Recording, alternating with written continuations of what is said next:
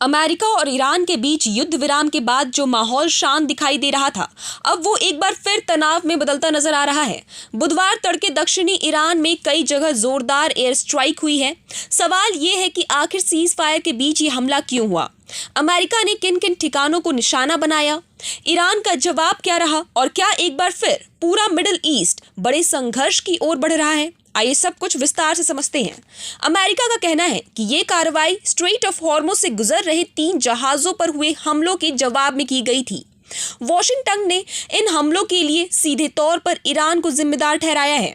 अमेरिकी central command के मुताबिक 80 से ज्यादा सैन्य ठिकानों पर सटीक हथियारों से हमला किया गया।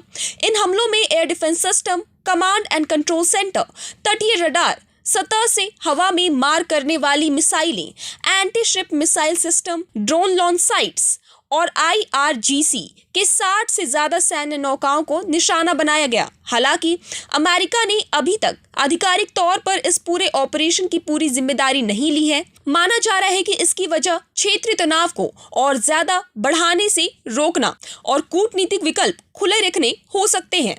वहीं ईरानी मीडिया के मुताबिक सिरिक, किस्म द्वीप और बंदर अब्बास में कई जोरदार धमाके हुए। कई जगह आग लगने की भी खबर है और कुछ लोगों के घायल होने की जानकारी सामने आई है। इसके जवाब में ईरान ने दावा किया है कि उसने बहरीन और कुवैत में मौजूद अमेरिकी सैन्य ठिकानों पर 85 से ज्यादा टारगेट्स को निशाना बनाया है।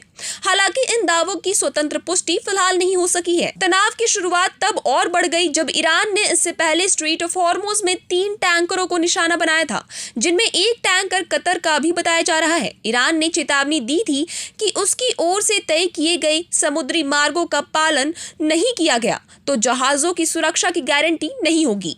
इस पर कतर ने कड़ी प्रतिक्रिया देते हुए ईरान को पूरी तरह जिम्मेदार ठहराया और कहा कि ऐसे हमले अंतर्राष्ट्रीय समुद्री सुरक्षा के लिए गंभीर खतरा है। उधर ईरान के विदेश मंत्री अब्बास अराक्ची ने साफ कहा है कि धमकियों के माहौल में कोई समझौता नहीं हो सकता। उनका कहना है कि पहले अमेरिका को अपने पुराने समझौतों का सम्मान करना होगा। इसी बीच ईरान में पूर्व सुप्रीम लीडर अयतुल्ला अली खामनेई के अंतिम संस्कार का माहौल भी लगातार चर्चा में है। तेहरान और कोम में लाखों लोग अंतिम यात्रा में शामिल हुए। कई लोगों ने ताबूत पर लाल कपड़ा चढ़ाया, जिसे ईरान में आक्रोश और दुश्मन से बदला लेने के प्रतीक के तौर पर देखा जाता है। अब बात उस समझौते की जिस पर नया विवाद खड़ा हो गया है।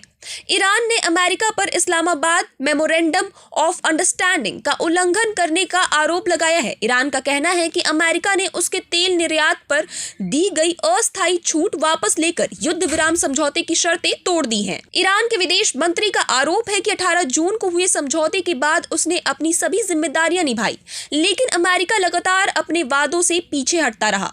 मंत्रालय का कहना है कि 3 जुलाई को जनरल लाइसेंस वापस लेना समझौते का गंभीर उल्लंघन है और इसके परिणामों की पूरी जिम्मेदारी अमेरिका की होगी। फिलहाल सबसे बड़ा सवाल यही है कि क्या ये सिर्फ जवाबी कार्रवाई तक सीमित रहेगी या फिर मिडिल ईस्ट एक बार फिर बड़े सैन्य टकराव की ओर बढ़ रहा है। खासकर स्ट्रेट ऑफ हॉर्मुज़ की स्थिति पूरी दुनिया के लिए अहम है, क्योंकि वैश्विक तेल सप्लाई का बड़ा हिस्सा इसी रास्ते से होकर गुजरता है। अगर यहाँ तनाव और बढ़ता है तो इसका असर सिर्फ ईरान और अमेरिका पर नहीं, बल्कि पूरी दुनिया की अर्थव्यवस्था और तेल की कीमतों पर भी पड़ सकता है। फिलहाल इस पूरे घटनाक्रम पर दुनिया की नजर बनी हुई है। ऐसी अपडेट्स के जुड़े रहे हमारे साथ। आप देख रहे हैं प्रभात खबर।